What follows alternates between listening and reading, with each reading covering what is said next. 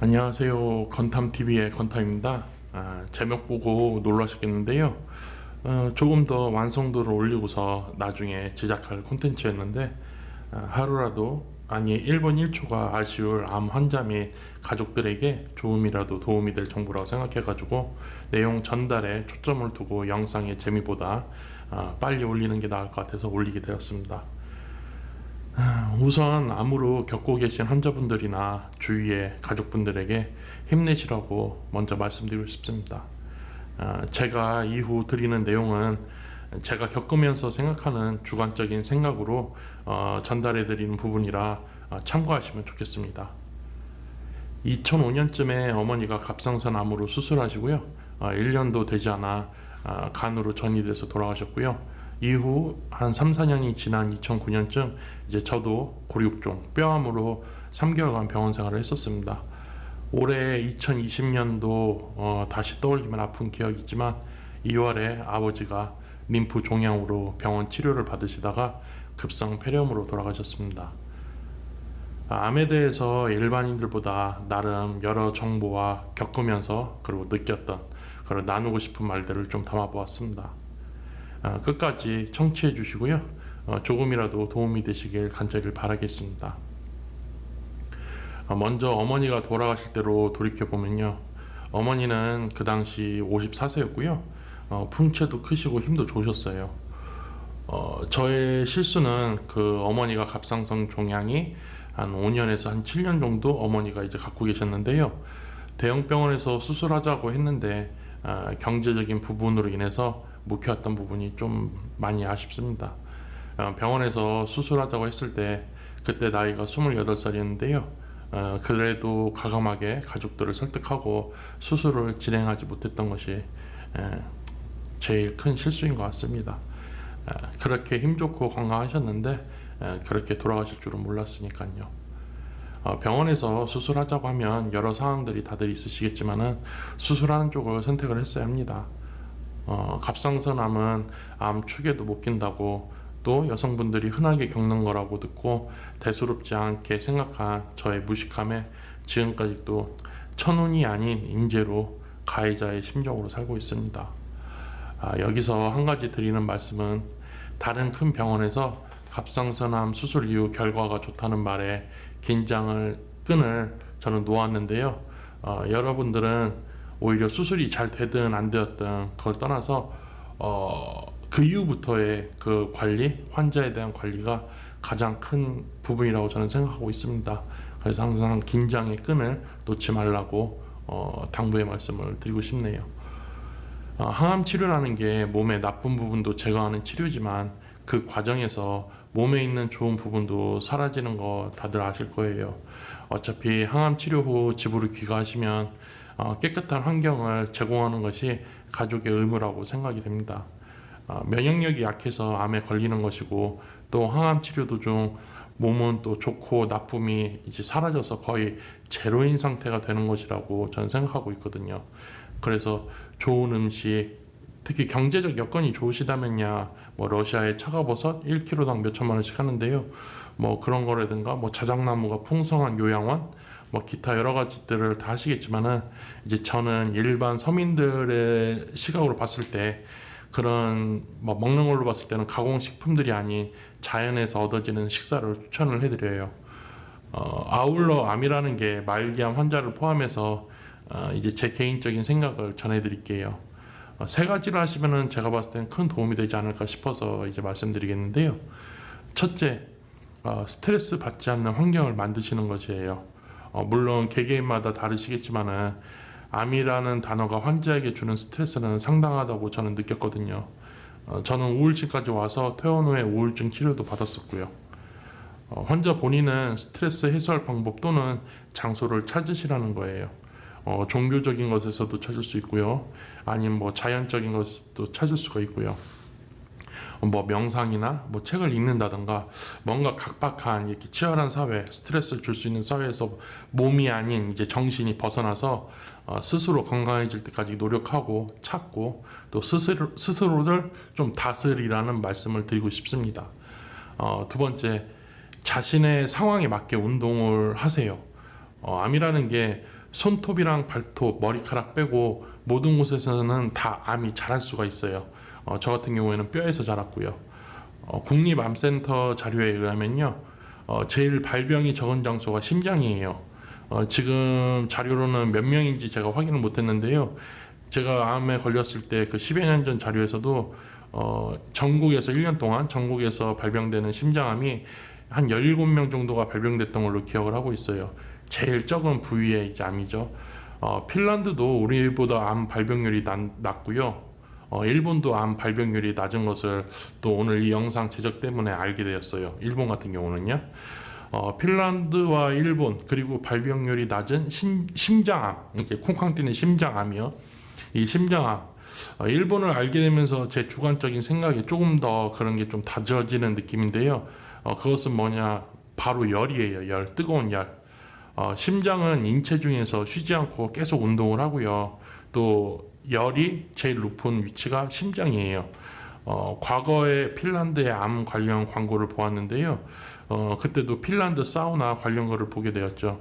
일본도 온천 문화가 발달돼서 꼭 그게 전부는 아니더라도 열도 하나의 암과 관련이 있지 않나, 그런 개인적인 생각을 좀 해봅니다. 지금은 몇 곳이 더 늘어난 곳이 있는 것 같은데요. 항암 기공이라고 해서, 항암 기공이요, 암을 기공으로 치료하는 센터가 있어요. 이제 여기서 말기암 환자분들도 많이 문을 두드리시는데요. 그곳에서도 이제 입소하는 조건이 있는데 거동만 불편하지 않으면 입소를 받아주었어요. 저도 수술하고 나서 이제 어머니 돌아가신 것도 생각나고, 그래서 살고자 하는 욕심에 암 관련한 그런 시설들을 알아보았는데 매달 수백만 원씩 내고 입소하기에는 좀 마음이 편치 않아서 못 들어갔죠. 경제적인 여건 때문에요. 자, 여기서도 느낀 거는 움직일 수 있다면은 나이와 현재 몸 상태에 따라서 운동을 해주셔야 된다는 생각이에요.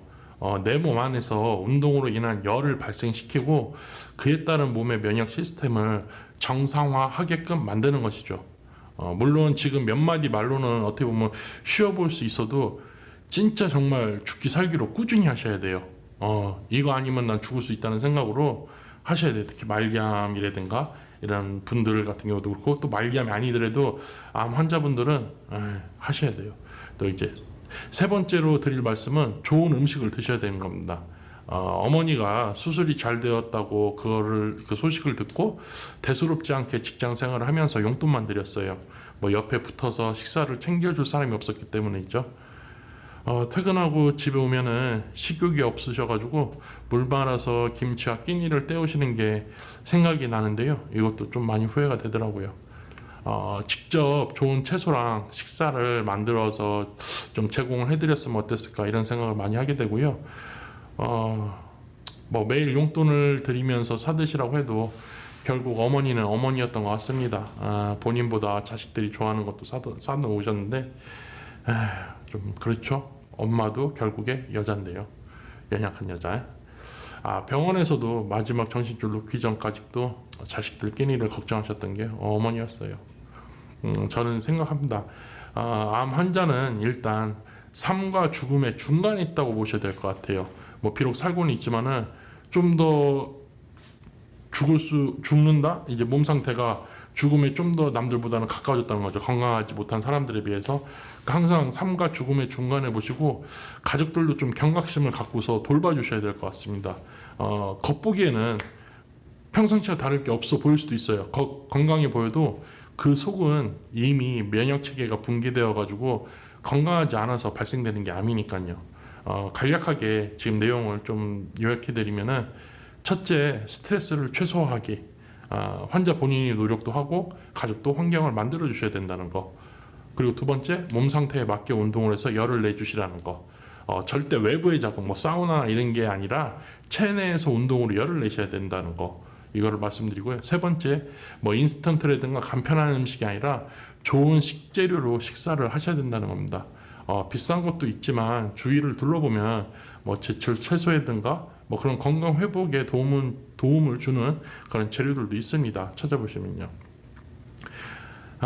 저도 이렇게 말씀은 드리지만 아버지가 2월 달에 돌아가시기 전에 많이 부족했지만 아버지를 그래도 돌봐드렸는데 참 어렵고요. 게다가 저 같은 경우는 긴장의 끈을 놓아서 좀 아버지가 악화되신 케이스였어요.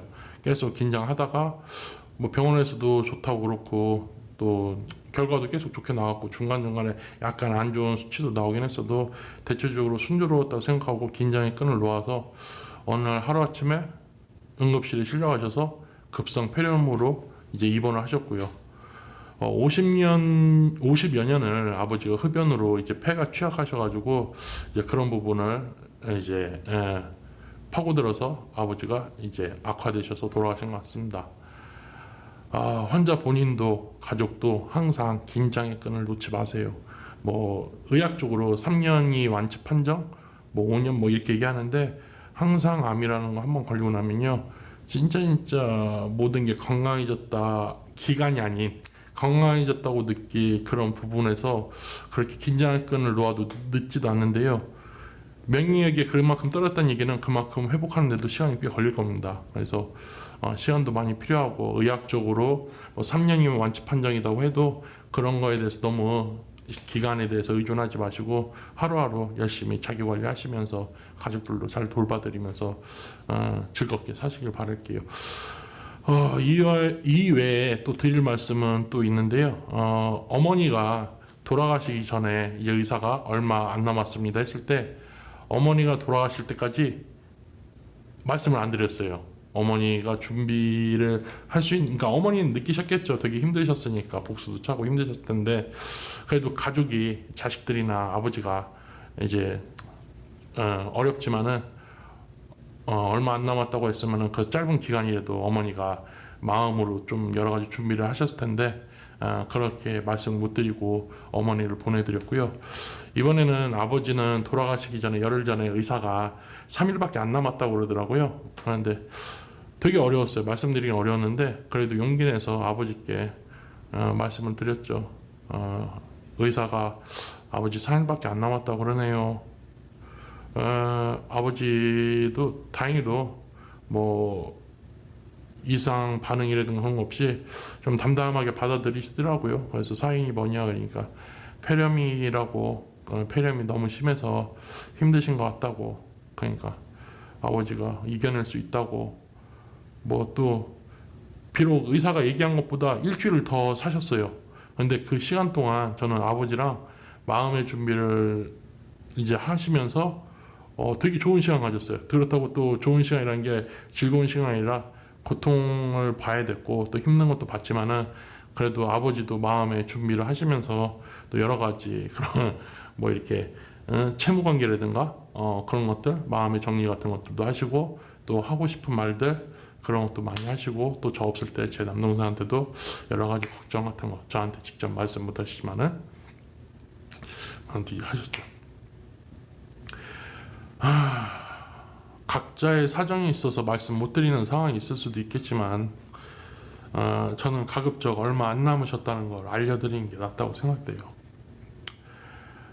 아울러 예전에 또 어느 분들의 말씀 이제 대화 내용이 떠오르는데요. 그분들 대화 중에 장례 치르는데 자식들이 웃고 있어서 이해가 안 된다고 그 자녀분들에 대한 뒷담화를 좀 심하게 하시는 걸 들었어요. 이제 듣기만 했죠.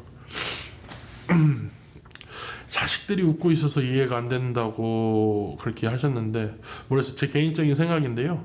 저도 어머니 장례 치를 때 많이 웃었어요. 왜 웃었냐 이제 생각을 해보면 그때 어떻게 상황이 됐는지는 처음 큰 일을 겪게 되니까는 그런 누가 갖고 있는 거를 잘 모르겠는데 왜 웃었냐에 대해서 이제 제 스스로 그 당시 상황을 설명한다면은 모든 게 비현실적인 거였어요. 그게 다 꿈만 같았고 그 상황 자체를 못 받아들이고 그걸 내가 계속 밀어냄으로 인해서 그 방문하는 뭐 주위에 아는 분들이라든가 뭐 친구, 뭐 친척, 뭐 친구 같은 경우나 직장 동료들 그냥 평상시 대하듯이 가벼운 미소를 보이면서 웃어 보였고요. 장을 치르고 어머니 이렇게 장례식을 치르고 나서 몇 개월이 되고 나서야 그때부터 이제 슬슬 조금씩 실감이 나기 시작을 했어요. 사람마다 아픔을 받아들이는 것은 본인 기준에서 일반화하지 않으셨으면 좋겠어요. 물론 그렇게 말씀하셨던 대상의 자녀분들도 저랑 똑같은 입장은 아닐 수가 있겠지만은 그래도 그분들도 마음속으로는 계속 눈물을 흘리고 있지 않았을까요? 뭐 슬픈 모습을 보여주고 싶지도 않았을 수도 있고요. 여하튼 저는 제 삶은 스트레스 안 받으려고 노력하며 살고 있습니다. 지금 뭐 10년이 됐다고 해도 뭐 완치됐다 이렇게 생각 안 하고, 그렇다고 이제 몸 관리도 더 힘써야 되는데 이제 더 힘쓰려고 이렇게 채널 개설하면서 저도 스스로 건강 증진에 그렇게 이제 목적을 두고 있고요. 뭐 어머니 돌아가신 죄책감에 아버지는 살릴 수 있다고 생각을 했어요. 정말 아쉬워요. 이거는 진짜 제가 더 노력했으면은, 또 좀 더 긴장의 끈을 놓지 않고 아버지를 돌봐드렸으면은, 그리고 또 그 과정 중에 속상해서 던진 말도 있는데, 한 번 제가 심한 말을 했었는데 그 말에 또 상처드린 것도 괜히 스트레스 준 것 같아서 그런 후회도 있고요. 거듭 말씀드리지만요, 수술이 잘 되고 잘 안 되고도 그것도 상당히 중요한데 집에 돌아와서 귀가하시고 이제 집에 그 환자분이 돌아가시고 그랬을 때 건강한 몸을 다시 만드는데 엄청난 노력이 필요합니다. 진짜 죽을 각오를 하고 정말 죽는다고 생각하고 최선을 다하셔야 돼요. 죽을 각오를 하고 꿈을 이룬다는 말과 정말 다른 거예요. 정말 이거는 최선을 다하지 않으면 사랑하는 가족을 잃을 수가 있어요. 지푸라기 잡는 심정도 저도 3번이나 겪어봤고요. 저만 홀로 살아남아서 불효로 친구들보다 부모님을 먼저 하늘나라로 보낸 그런 죄책감으로 하루하루를 지금 살고 있고요. 무거운 죄책감을 갖지 않고 건강한 가족이 다시 만들어지길 저는 바라는 마음에 좀 명상이라든가 이런 부분을 더 이쁘게 꾸미고 나중에 만들 생각이었지만은, 그래도 이런 말에 조금이라도 희망을 갖고서 노력하셔서 좀 그런 케이스들이 나오셨으면 하는 바람에 큰 뭔가 키포인트를 집어주고 뭐 약이라든가 뭐 하는 방법, 뭐라고 그래야 되나, 그런 거를 정확한 게 아니라 제가 이제 봤을 때 이 3가지 자체를 어떻게 노력하시면은 다른 부분도 같이 뭐 병행을 하시겠지만은 이런 부분도 상당히 주의 깊게 집중하셔가지고 하시면 어떨까 해서 급하게 만든 영상이에요. 저는 저 위에 아까 열거한 내용 3가지 사항을 못 지켰지만은 지금 겪고 계실 여러분은 꼭 성공하시길 바라겠습니다. 죽기 살기로 하셔야 됩니다. 파이팅!